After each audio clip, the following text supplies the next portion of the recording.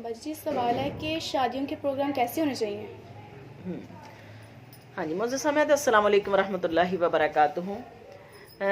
ये सवाल बहुत अहम सवाल है कि शादियों के प्रोग्राम कैसे होने चाहिए।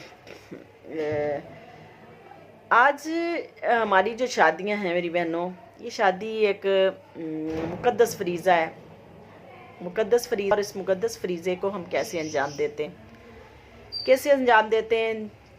आप ज़रा गौर करें कि शादियाँ रसूल सल्लल्लाहु अलैहि वसल्लम की, पहले तो मैं आपको एक हदीस सुनाती हूँ, बुखारी शरीफ की हदीस कि आका अलैहि वसल्लम कुछ सहाबियात और सहाबा किराम आ रहे थे और वो शादी से, किसी की शादी थी, अंसार की ख़वातीन में किसी जोड़े की शादी थी, उसमें से शादी अटेंड करके आ रहे थे।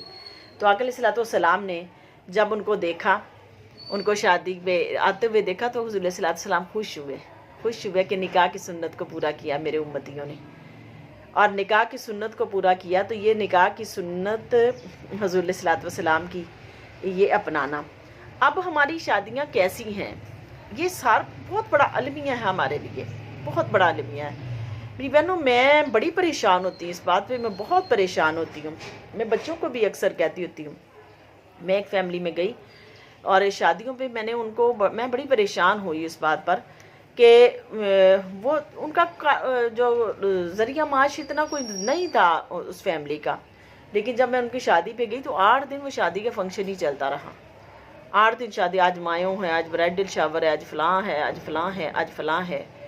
तो मैं बहुत परेशान हुई इस बात पे। मैंने कहा कि ये इतना मुश्किल है कमाना, और कमा के फिर इसके ऊपर ऐसे हम बेधड़क पैसे का इस्तेमाल करते हैं, हमें एहसास तक नहीं हम क्या करते हैं, ज़रा भी एहसास नहीं हम क्या करते हैं। और अब अक्सर बेशतर मुझे एक बाजी बता रही थी, वो कह रही, बाजी इतनी धूमधाम से शादियां कर ली जाती हैं और बाद में घर के बिजली के मीटर कटे होते हैं। खुदारा ऐसा ना किया जाए, सादगी को अपना लो, कोशिश कर लो, सादगी को अपना लो। और सादगी को अपना के, जैसे मेरे नबी करीम सल्लल्लाहु अलैहि वसल्लम ने निकाह किया, उस निकाह को अपनाए, सादगी के तौर पे निकाह को कर लो। वलीमा बढ़ा लो और वो भी सादगी से कर लो। कहीं ऐसा इंतज़ाम जहाँ पर भी सादगी आपकी अपनाई जा सकती, जहाँ कम खर्च में आपका वलीमा हो सकता है, आप उस वलीमे को करो। लेकिन लंबी चौड़ी बारातें, लंबी चौड़े मायों, लंबे चौड़े ब्राइडल शावर और मेहंदियाँ, और फिर बच्चों को मकरूज़ कर दिया जाए, नहीं, ये शादी का फरीज़ा ऐसे नहीं अदा होता। ये हमने इतना मुश्किल अमर कर लिया हुआ कि हमारी बच्चियाँ बैठी रहती हैं। आज इस दौर के अंदर मैं अदारा चला रही हूँ, मैं बहुत परेशान हो जाती हूँ। अक्सर ख़वातीन आती हैं, बाजी हमारी मदद करें। हम कैसे मदद करें जब हमारा तालीमी इदारा है, हम परेशान हो जाते हैं इसके अंदर। वो सादगियाँ नहीं अपनाते लोग, सादगियाँ नहीं अपनाते, ना अगले आने वाले लड़के वाले अपनाते, ना दुल्हन वाले अपनाते। लेकिन हम वो फंक्शन, वो कहते हैं शगन, वो सारे पूरे होने चाहिए। आगे से कहते हैं ये हमारे शगन है और ये शगन पूरे होने चाहिए। देखो शगन क्या है, क्या है शगन, क्या है हमारी दीन इस्लाम सकाफत है। हमने अपनी सकाफत को लेके चलना है कि हमने जो ना दूसरे जो ना अदियान, उनकी सकाफत को लेना है। यहूद हनूद की हमने सकाफत को लेना है। तो खुदारा यहूद हनूद की सकाफत को ना लिया जाए, बल्कि दीन इस्लाम की सकाफत को अपनाया जाए। ये दीन इस्लाम की सकाफत को हम अपनाएंगे तो इसके अंदर हमारी भलाई है, इसी के अंदर हमारी खैर है, इसी के अंदर। अब शादियों के अंदर इतनी फजूलियात की रस्में आ चुकी हुई हैं, फजूलियात की उसके अंदर एक दिन मुझे एक बच्ची बता रही थी, वो बच्ची कहती, बाजी जैसे हम कोई एक अच्छी सोबत के अंदर जाते हैं ना, और उसके अंदर जाते हैं तो उसके अंदर से 5 लोग ऐसे हो, 100 में से 5 लोग ऐसे हैं जो अच्छी आदत को सीख के आते हैं, अच्छी बात को, कोई दर्स है, कोई ऐसा जो इमट है, कोई दर्स हो रहा है, उसके अंदर से 5 लोग अच्छी बात को सीख के आते हैं। वो कहती, बाजी जैसे हमारी शादियाँ हो रही हैं ना, उसके अंदर से 5 लोग बुराई लेके जाते हैं। तो जो चीज़ हम अपना रहे होते हैं, हर बंदा तो उसमें उसे पसंद नहीं करता। उसके अंदर बहुत सारी खराफात आज हमारी शादियों के अंदर आ चुकी हुई हैं। वो क्या है, आज देखो ये जो आतिशबाजी की जाती है और दुल्हन को लाया जाता है, ज़रा खुद गौर करो कि कितने घराने मैंने ऐसे देखे जो दीनदार थे, पर्दादार थे, उनके अंदर भी ये बात आई खड़ी है। और वो क्या करते हैं कि बहुओं को आमतौर पर पर्दा करवाते हैं, लेकिन वह बहू को लाया जाता है और ला के आतिशबाजी करके लफ्ज़वानी को दिखाया जाता है और बस बच्चे को। खुदारा, एक तो ये पैसे का ज़िया है, आप ज़रा खुद देखें। अब एक नई चीज़ उसके ऊपर देखी कि जितने दूल्हे के दोस्त होते हैं वो सब के सब स्टेज पे आ जाते हैं। سب کے سب سٹیج پہ آ جاتے ہیں.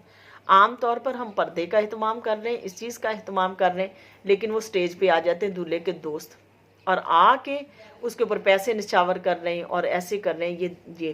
یہ بھی ایک بہت خطرناک صورتحال پیدا ہو رہی, خطرناک صورتحال.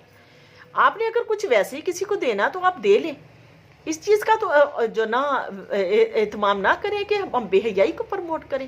میرے حضور نے فرمایا الحیاء شعبۃ من الایمان, حیا ایمان کی شاخ ہے. اذا لم تستحی فاصنع ما شئت, جب تم حیا نہ کرو تو پھر جو چاہے مرضی کرتے چلے جاؤ. اللہ پاک کو بھی تمہاری پرواہ نہیں ہے کہ جو مرضی چاہے کر لے. تو حیا ایمان ہے, حیا ایمان ہے. آپ ذرا دیکھیں کہ ہم اپنی شادیوں پہ ہم کتنی دین اسلام کی جو نا ثقافت کی دھجیاں ہم کھیل رہے ہیں, ہم یہود و ہنود کی عادتوں کو اپنا رہے ہیں, ہمیں اندازہ نہیں ہے.